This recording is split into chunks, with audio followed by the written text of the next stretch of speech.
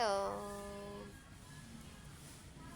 Sarap dumuyan-duyan pag wala nang ginagawa.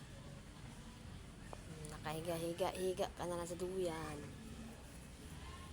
Sarap ng buhay. Diba? Mas masarap pag wala nang ginagawa.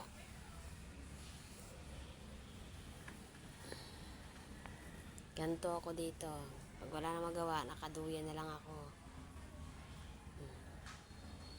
Ako lang mag-isa dito sa duyan lagi. Kasi di naman ako nangangapit bahay. May sariling mundo na ako ngayon. Bahay lang ako. Dito sa labas ng bahay lang kami. Kaya pag wala akong ginagawa, yan, dito lang ako sa may duyan. Minsan kasama ko yung aking anak. Wala yung anak kong bunso, ando doon sa lola.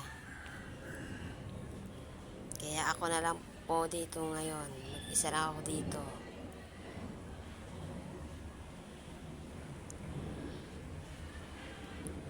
Yun, nakahiga din yung alaga kong aso doon pa sa may ano.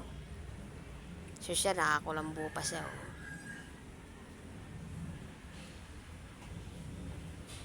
Nakakulambo pa siya.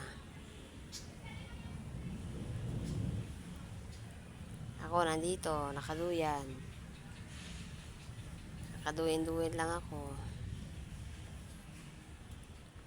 Mamaya pa naman ako alas 4 magsasaing para mamayang gabi.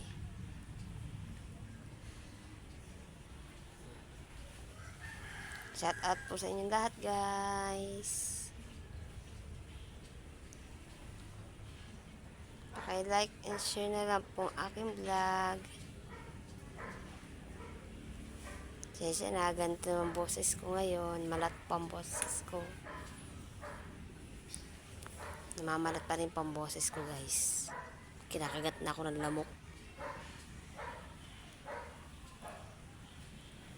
Nag-aantay lang ako ng may pupunta rito. Kaya wala naman akong kakwentuhan eh. Dito na ako sa may duyan-duyan. Mas masarap pa pag nakaduyan-duyan ka na lang. Wala pang istorbo, di ba? Hindi pa dumarating yung aking istorbo eh.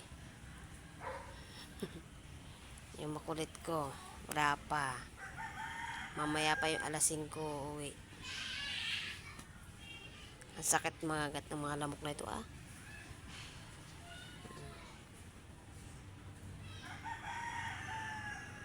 Kala ko naman umalis na yung aso namin. Ayun, doon pa rin.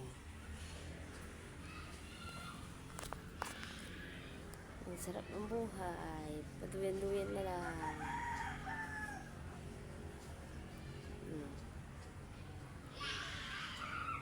Paduyan-duyan na lang po ako.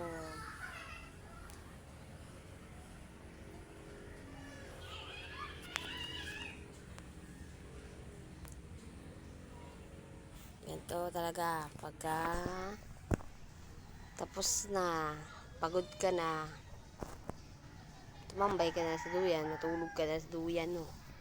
Kaso minsan di ko alam, natutulog na pala ako dito sa duyan. Bigla na lang po ako napapatulog dito. Hanggang dito lang, guys. Bye bye.